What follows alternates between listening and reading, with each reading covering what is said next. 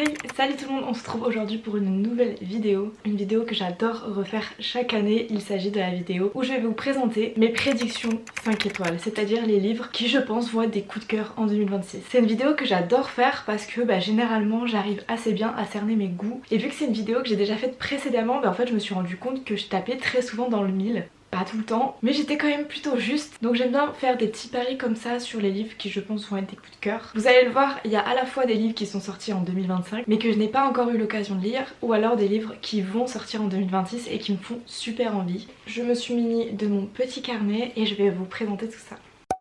Pour le premier livre, il s'agit d'un livre que j'ai déjà dans ma palle. Il s'agit de Quand nos os retourneront à la terre de V. Schwab. Un beau bébé, vraiment un très beau bébé, mais que je vais me délecter comme un bon vin. Beaucoup disent que ceux qui ont aimé La vie invisible d'Adi Larue vont aimer celui-ci. Et il s'agit d'un de mes livres préférés ever, si ce n'est d'ailleurs mon livre préféré. Donc je fais entièrement confiance à l'autrice pour me surprendre et faire en sorte que je ne voie pas toutes ces pages défiler. On suit Alice qui était destinée à un avenir brillant mais qui malheureusement va faire une mauvaise rencontre et va se réveiller en vampire. Elle va donc se lancer à la recherche de la personne qui l'a transformée, une mystérieuse inconnue avec qui elle avait simplement passé la soirée. Apparemment c'est un super livre où les protagonistes vont jouer le jeu du chat et de la souris. Ça parle de jalousie, ça parle de trahison, ça parle aussi de reconstruction et du fait de s'adapter à cette nouvelle vie de vampire. J'aime bien, il y a une phrase au dos qui me donne trop envie. Il y a marqué V. Schwab tisse un récit de mort, de résurrection, de faim et de rage, mais surtout de vengeance qui saura traverser les siècles. Et oui, forcément un vampire, ça ne meurt pas. Et c'est d'ailleurs sûrement ce qui est peut-être le plus difficile à accepter, et c'est cet aspect-là, moi, que j'avais adoré dans La vie invisible d'Adi Larue, c'était de suivre Adi au travers des siècles et de voir un peu son évolution, de l'avoir changé au fil du temps, de l'avoir évolué, de l'avoir prendre en maturité, de l'avoir prendre en sagesse aussi d'une certaine manière. Et dans ce que j'avais adoré, c'était aussi la fin, qui m'a autant plu que détruite. Ceux qui l'ont lu, vous savez de quoi je veux parler. Et en fait je m'attends un petit peu à ce même genre de surprise. C'est-à-dire que ce livre, il va me faire autant de bien que de mal. Il va autant me surprendre que me faire pleurer. Et c'est ce que je trouve trop chouette avec V. Schwab. Donc j'ai trop hâte de le lire, ça va être incroyable. Ensuite j'aimerais vous parler d'un livre qui est sorti très récemment. Il s'agit d'Alchemized. Vous en avez sûrement entendu parler. Il s'agit d'une réécriture à la base d'Harry Potter, puisqu'on suit Drago et Hermione dans un monde où Voldemort a gagné. Et il s'avère qu'Hermione va malheureusement tomber chez les méchants et va contre son gré devoir, il me semble, côtoyer Drago. J'en sais assez peu sur cette histoire et je ne veux rien savoir, je veux me laisser transporter. Attention au trigger warning, apparemment il y en a vraiment beaucoup. Il arrive des choses horribles aux personnages. Les deux personnages sont autant torturés l'un que l'autre, que ça soit par des choses physiques comme des choses mentales, comme des choses qu'ils doivent faire peut-être l'un à l'autre sans en avoir envie. Sachant que l'autrice a remanié ça, elle a réécrit le livre en enlevant tout le côté Harry Potter, et tant mieux parce que je ne soutiens absolument pas J.K. Rowling par rapport à sa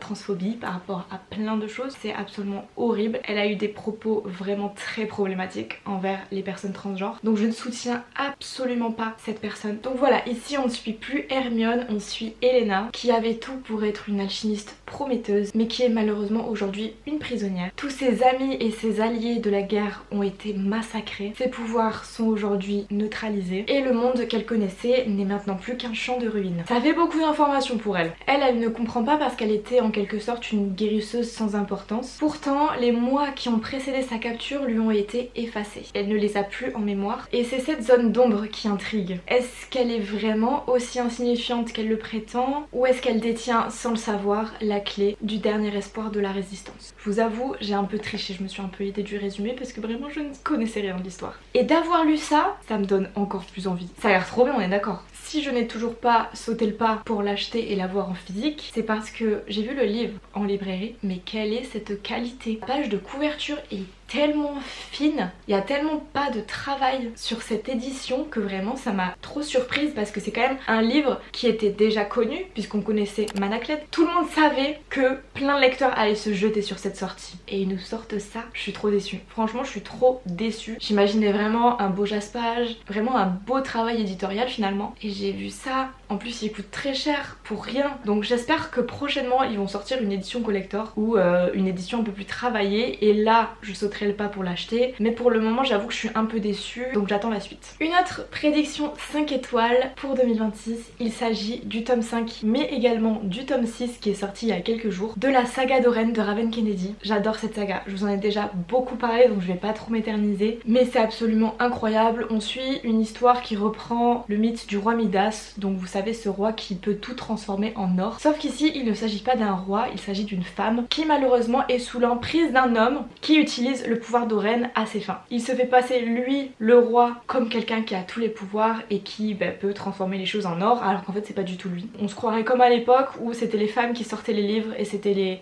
hommes qui mettaient leur nom sur la couverture. Vous voyez, c'est un peu pareil. C'est très énervant. Et on suit dans le premier tome une protagoniste qui est très amoureuse de cet homme, malheureusement, qui ne se rend pas compte en fait qu'elle est dans une cage dorée et qu'elle n'a absolument aucune liberté, et c'est absolument un homme horrible. Vraiment, j'en garde un très très mauvais souvenir. Et je suis très contente que au fur et à mesure des tomes, Oren se rend compte de toute cette mascarade et s'en émancipe au fur et à mesure. J'avais adoré le tome 2, j'avais adoré le tome 3, j'avais pas trop aimé le tome 4, donc j'espère beaucoup aimer ce tome 5. Vraiment je place beaucoup d'espoir, c'est encore une fois un très gros pavé, et il me semble que le dernier tome est aussi un très gros pavé. Raven Kennedy, elle en a des choses à dire, elle a beaucoup de choses à écrire et c'est pour notre plus grand plaisir. Je sais qu'il y a pas mal de personnes qui n'ont pas été convaincues par le premier tome, et il faut savoir que c'était également mon cas. J'ai lu le premier tome, j'étais là oula, les relations sont hyper toxiques, c'est hyper cru, je sais pas dans quoi je m'embarque. Néanmoins j'avais lu le livre hyper rapidement, à peine en quelques jours, donc je m'étais lancée dans la suite et là j'ai été de suite embarquée dans l'univers et je n'ai pas pu me séparer de ces personnages et de cette histoire, et j'avais continuellement envie de lire la suite. Et à l'époque j'avais même pas encore le tome 5 donc j'avais pas pu le lire, mais maintenant que c'est chose faite, j'aimerais pouvoir enchaîner ce tome-ci avec le tome 6 et pouvoir finir la saga en 2026. Vraiment ce serait un de mes objectifs, mais dans tous les cas je vous prépare une vidéo pour vous parler de toutes mes sagas en cours, et il y en a pas mal. Ensuite, j'aimerais vous parler d'un livre qui s'appelle Le Monde et plus encore, écrit par Zilla Rosa. Déjà, l'objet livre est incroyable, j'en entends des éloges de partout. Vraiment, je fais que voir des unboxings et je suis tellement jalouse de la réception de ces livres, j'ai trop envie de me jeter dessus. C'est typiquement le genre d'histoire que j'adore. Déjà, de 1, on a des pirates, de 2, ils cherchent un trésor, et de 3, c'est un ennemi sous lovers. Vraiment les ingrédients parfaits. On y suit Galia, qui est une chasseur de pirates et carrément une capitaine, vous savez, le genre de meuf qui pèse dans le game et qui a une rage en elle pour faire régner la loi et les choses qu'elle pense être justes. Et c'est marrant parce que moi ça me rappelle un peu One Piece, puisque Galia s'est jurée d'être la première femme à régner sur les océans. Mais pour y parvenir, elle doit trouver un très gros trésor. Sauf que pour trouver ce trésor, elle doit utiliser une mystérieuse carte qui se trouve entre les mains de Nox, le roi des pirates. Forcément, ils se détestent, mais pour obtenir ce qu'ils désirent, ils vont être obligés de collaborer. Ça a l'air trop bien, ça a l'air trop bien. Le dernier livre que j'ai lu où c'était un peu des pirates des temps modernes, c'était Abyss, et j'ai adoré, c'était ma meilleure lecture de 2025. Du coup, je me dis que Le Monde et plus encore regroupe encore une fois tous les ingrédients parfaits pour que ça soit un coup de cœur. Donc là, je vais immédiatement aller le commander pour vite le recevoir et pouvoir le lire et le dévorer. Et on arrive sur le dernier livre, j'aimerais vous parler de Jusqu'au plus profond des astres de Alric et Jennifer Twice. Encore une fois, la couverture, l'objet livre, incroyable, je suis désolée, ça donne trop envie. Déjà, ma couleur préférée c'est le violet, et j'adore, je trouve que la couverture elle est un peu poétique. On suit Linus qui malheureusement a fait face à un drame puisqu'il a perdu son âme sœur Lucia lors d'une expédition en Égypte. Depuis, il reste cloîtré dans son manoir, il a plus trop goût à la vie. Mais sa solitude va être troublée par l'arrivée de Diana, une journaliste qui souhaiterait écrire à son sujet. Tous les deux, ils vont découvrir de sombres secrets et ils vont notamment découvrir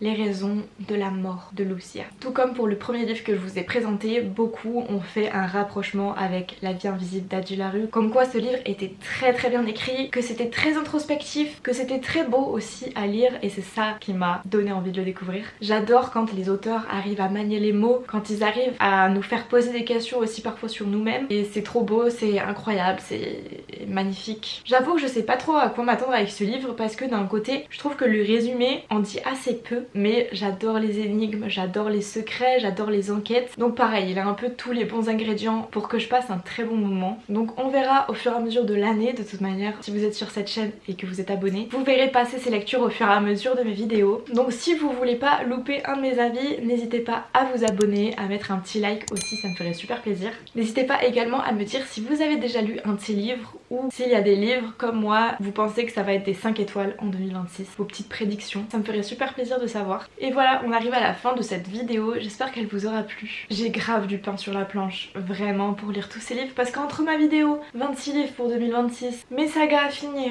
mes prédictions 5 étoiles, va falloir que je carbure, hein. Ah, va falloir que je fasse que lire. D'ailleurs je suis plutôt contente parce que là on est fin janvier et j'ai explosé le nombre de mes lectures. Il faut savoir que sur Goodreads je me suis fixé un objectif de 50 livres. Il faudrait à peu près que je lise 5 livres par mois et pour le mois de janvier je suis déjà à 7 lectures et il reste encore une semaine, donc je peux me caler encore une ou deux lectures. J'ai trop hâte, là j'ai l'impression d'avoir une espèce de boulimie, j'ai envie de lire matin, midi et soir, de ne faire que ça pour mon plus grand plaisir, donc c'est ce que je vais faire. Voilà, il faut pas lutter. Sur ce, je vous souhaite de très belles lectures et je vous dis à dimanche prochain pour une nouvelle vidéo. Ciao!